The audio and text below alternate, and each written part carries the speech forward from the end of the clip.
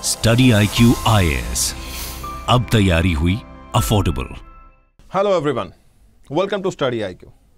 सो friends, आज हम बात करने वाले हैं 8 दिसंबर 2022 के बारे में। आप सोच रहे होंगे सर 8 दिसंबर 2022 ये क्या डेट है, मतलब ये इंपॉर्टेंट है तो क्यों है। एक्चुअली नासा ने अर्थ की एक इमेज जो है वो शेयर की है और उस इमेज को कंपैरिजन किया 50 ईयर बिफोर अर्थ की जो इमेज दी गई थी उससे। It was the first time 50 years before कि जब अर्थ की पिक्चर ली गई, उसके अंदर जो चीज़ें देखने को मिली और आज 50 साल के बाद जब अर्थ की एक तस्वीर सामने आती है तो हमें पता लगता है कि एक्चुअली क्या डिफरेंस जो है आपकी अर्थ के अंदर नजर आ रहा है। आज उसी को हम डिस्कस करने वाले हैं, उसी के बारे में हम बात करने वाले हैं। तो एक न्यू इमेज जो है आपका, वो आपके ब्लू मार्बल दैट इज आपके अर्थ एज अ प्लेनेट की शेयर की गई है। काफ़ी ज़्यादा डिस्टेंस से आपकी ये जो इमेज है स्पेस एजेंसी ने डेफिनेटली लगभग 1.5 मिलियन किलोमीटर अवे डिस्टेंस से ये शेयर की है।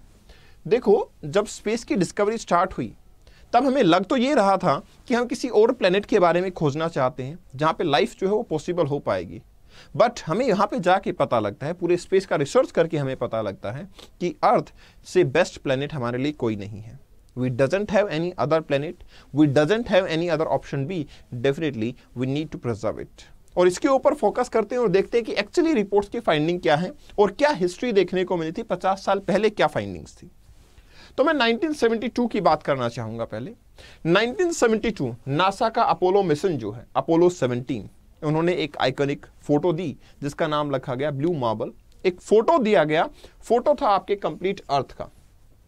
अब कंप्लीट अर्थ का जो फोटो हमने देखा उसके अंदर क्या एक्सपेक्टेशन थी? एक्सपेक्टेशन ये थी कि भाई आपका जो स्पेस से, हम तो सोच रहे थे कि स्पेस के बारे में कुछ बताया जाएगा, लेकिन सर्टेनली वहां से जब हमने अर्थ को देखा तो वी फाउंड कि आपका फ्यूचर हमारा स्पेस के अंदर नहीं, हमारा अर्थ के ऊपर ही है। वी वर एक्सपेक्टिंग कि कुछ ऐसा दिखेगा कि future is in the space, but still जब हमने अर्थ की फोटो देखी और अदर प्लेनेट से कंपैरिजन किया तो वी फाउंड कि ऐसी बहुत सारी चीजें हैं जो हमारी लाइफ को यहाँ पॉसिबल बनाती हैं, बाकी जगह पे ये पॉसिबल नहीं है।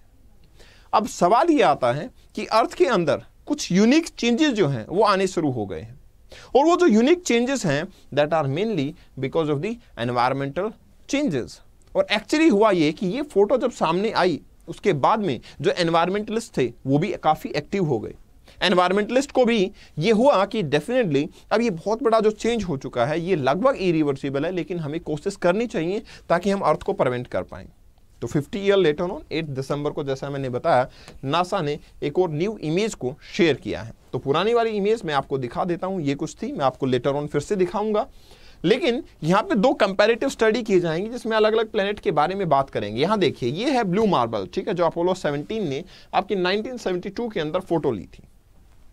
इसके अंदर आपको दिख रहा होगा कि कुछ तो आपका स्नो एरिया यहाँ पे नजर आ रहा है, एंड डेफिनेटली नो डाउट कि जब हम स्पेस से फोटो लेते हैं तो उस केस में क्लाउड को और स्नो को डिफरेंशिएट करना वो पॉसिबल नहीं हो पाता, बट स्टिल एक आइडिया हम यहाँ पे लगा पाएंगे। अब इसके अलावा भी और स्टडीज हैं, सिर्फ स्नो को कंपैरिजन नहीं किया गया यहाँ पे काफी सारे अलग पैरामीटर्स को भी कंपैरिजन में लाया गया। देखते हैं कि वो पैरामीटर्स क्या थे।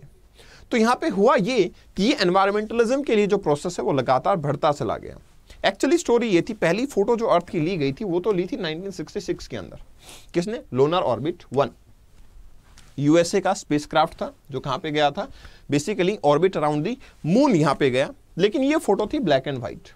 इसके बाद लेटर ऑन ATS-3 इन्होंने पहली कलर फोटो जो है अर्थ की ली। इस टाइम पे पहली कलर फोटो जो है वो अर्थ की ली जाती है, फॉलोइंग सम ईयर्स ये कलर फोटो आती है। अब 1968 अपोलो 8, ठीक है, it become the first human, ठीक है, जो क्रू मेंबर इसमें थे they become the first human जिन्होंने स्पेस से अर्थ को देखा था। तब पहले तो हम सिर्फ फोटो देख रहे थे। 1968 के अंदर जब अपोलो 8 मिशन के अंदर जो क्रू मेंबर थे उन्होंने पहली बार स्पेस में जाके अर्थ को देखा, ठीक है।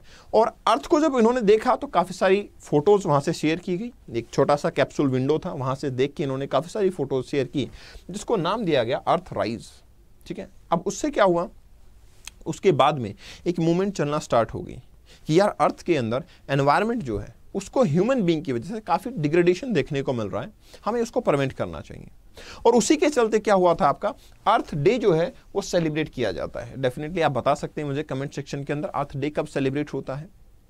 Yes, correct, it is on 22 of April. 22 अप्रैल को हम अर्थ डे सेलिब्रेट करते हैं। क्यों किया गया? क्योंकि ये फोटो एनवायरमेंटलिस्ट को फिर से एनर्जाइज करती है कि किस तरीके से क्लाइमेट चेंज जो है वो लगातार चलता चला जा रहा है, कैसे अर्थ की जो पिक्चर्स हैं वो लगातार चेंज हो रही हैं, but we have only the planet जहां पे हम रह सकते हैं। 1972 ठीक है का टाइम है। NASA was aware about the public value of earth images and इसीलिए इन्होंने क्या किया, आपका जो अपोलो 17 मिशन था वहां से क्या किया गया, अर्थ की फिर से फोटो भेजी। लगभग 33,000 किलोमीटर का जो डिस्टेंस था, ठीक है, वहां से आपके अर्थ की जो है वो फोटोज ली जाती हैं। अब अर्थ की फोटो यहां पे ली जाती है, अर्थ क्या करता है, पहला व्यू हमें नजर आता है कहां, किसका, एंटार्क्टिका का।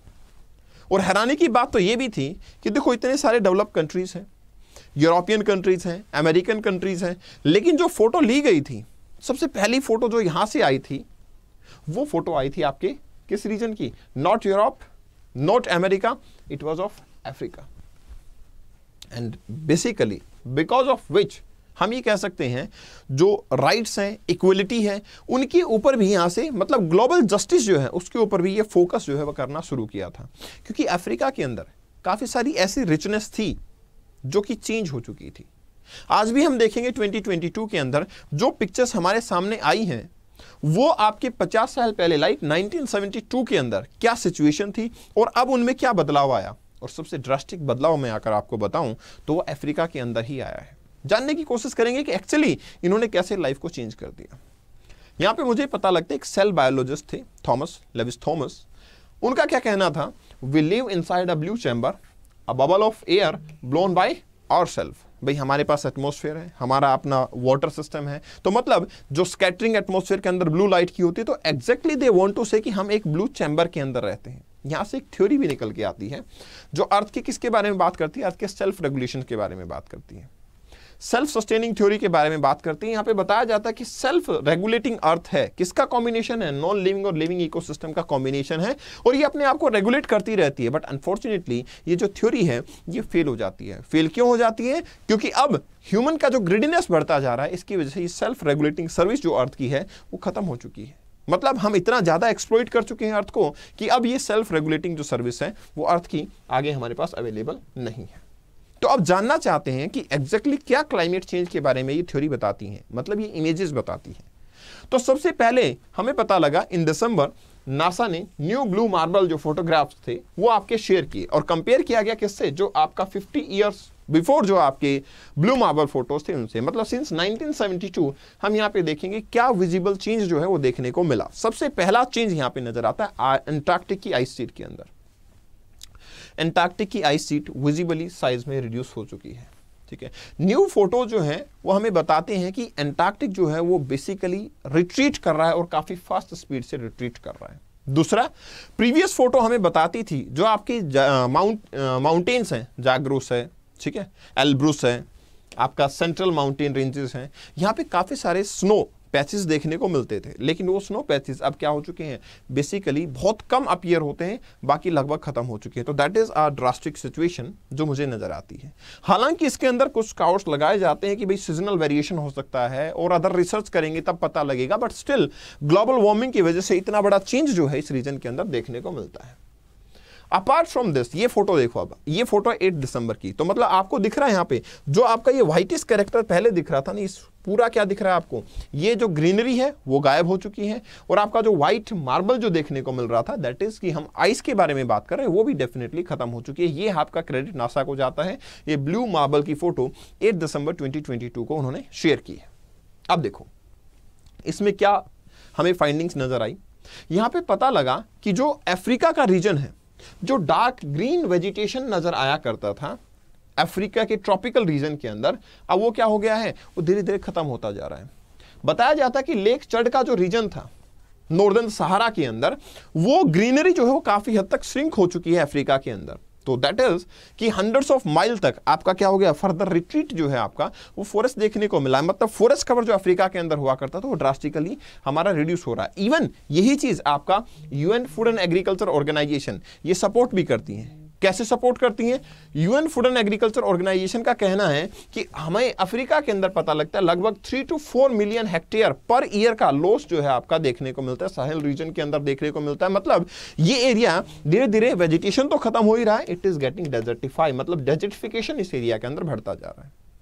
रिसर्च ये भी बताती हैं कि इस एरिया के अंदर हमारी जो ट्री डेंसिटी थी वो लगभग 18% से खत्म हो चुकी है। मतलब 1954 से 2002 के अंदर जो 18% तक डिक्लाइन जो है देखने को मिल चुका है इस रीजन के अंदर। तो ये रीजन जो है आपका अफ्रीका का जो डेजर्टिक एरिया है उसको एक्सपेंड कर रहा है। दूसरा, ये फोकस किया जाता है मडगास्कर के ऊपर भी। मडगास्कर एक ऐसा रीजन जो काफी ग्रीन रीजन कहा जाता था, जिसको बायोडाइवर्सिटी हॉटस्पॉट के नाम से जानते हैं। अब उसको बायोडाइवर्सिटी हॉटस्पॉट क्यों बोलते हैं? ऐसा इसलिए बोला जाता है कि यहाँ पे आपकी जो बायोडाइवर्सिटी है वो आपकी थ्रेटन कंडीशन के अंदर रैपिडली जो है उसके अंदर लॉस देखने को मिल रहा है। बायोडाइवर्सिटी रैपिडली क्या कर रही है? लूज आउट कर रही है, लॉस देखने को मिल रहा है। तो ये जो क्लासिफिकेशन है इसमें हमें पता लगता है कि आपकी बायोडाइवर्सिटी जो है वो ड्रास्टिक वे से मडगास्कर के अंदर रिड्यूस हो रही है। अब मडगास्कर के अंदर हमारे कुछ ऐसे स्पीसीज भी हैं जो कि क्या देखने को मिलते हैं भाई, आपके क्रिटिकली एंडेंजर्ड या एक्सटिंक्ट कैटेगरी के अंदर जा चुके हैं। जैसे कि मैं बताता हूं आपको, जंपिंग रैट जो है, दैट जायंट जंपिंग रैट, हमें पता लगता है उनकी पॉपुलेशन लगभग 88% से कम हो चुकी है। किस ड्यूरेशन में? 2007 से 19, 12 साल के अंदर पॉपुलेशन 88% से रिड्यूस होने का मतलब है, IUCN कहता है कि ये आपके एक्सटिंक्ट स्टेज के ऊपर जाएंगे। सिमिलरली विलियम शेटनर, ठीक है, ये क्या है? स्टार ट्रैक एक्टर हैं। इनका सपना था कि ये क्या करें, अपने स्पेस के अंदर घूम के आए। ठीक है, उनका मानना था कि स्पेस जो है उसको एक्सप्लोर करना चाहिए। When they went and they came back, उन्होंने क्या बताया? On his return they said, he remarked, I discovered that the beauty isn't out there, it is down here with all of us. मतलब actually इनका इशारा था कि beauty का अगर हम बात करें स्पेस के अंदर अदर कोई ऑप्शंस हैं तो ऑप्शंस हमारे पास अवेलेबल नहीं है। Beauty is only present in this land, on this planet, on earth. लेकिन एक वर्ड बोलना, with all of us. All of अस का मतलब है कि अगर हमने बायोडाइवर्सिटी को लूज आउट कर दिया तो फिर देयर इज नो ब्यूटी। हमारे पास यहाँ पे फिर ब्यूटी जो है उस एसेंस में कुछ भी नहीं रहेगी। That is a genuine situation. तो हमें पता लगता है 50 ईयर्स के अंदर जो एनवायरमेंटल डिग्रेडेशन हुआ है यहाँ पे, that is it is a eye opener. Definitely हमें कुछ स्टेप्स लेने चाहिए। The space mission that really matters now is the mission to save earth. मतलब जो स्पेस मिशन हम भेज रहे थे किसके लिए? स्पेस को एक्सप्लोर करने के लिए। मैटर ये था कि स्पेस को एक्सप्लोर किया जाएगा। Now they are telling us by any mean we have a need to save earth. तो एग्जैक्टली 50 ईयर्स के अंदर बहुत ड्रास्टिक चेंजेस जो हैं आपकी अर्थ सरफेस पे देखने को मिले हैं। यही बेसिकली यहाँ इन दोनों इमेजेस से आउटकम्स जो हैं या अर्थ राइज से जो है वो आउटकम देखने को मिल जाती है। आपकी क्या राय है? डेफिनेटली आप कमेंट सेक्शन में शेयर कर सकते हैं। अब जाने से पहले एक इंपॉर्टेंट इंफॉर्मेशन मैं आपको देना चाहूंगा। आज एक बड़ी अनाउंसमेंट भी है आप लोगों के लिए।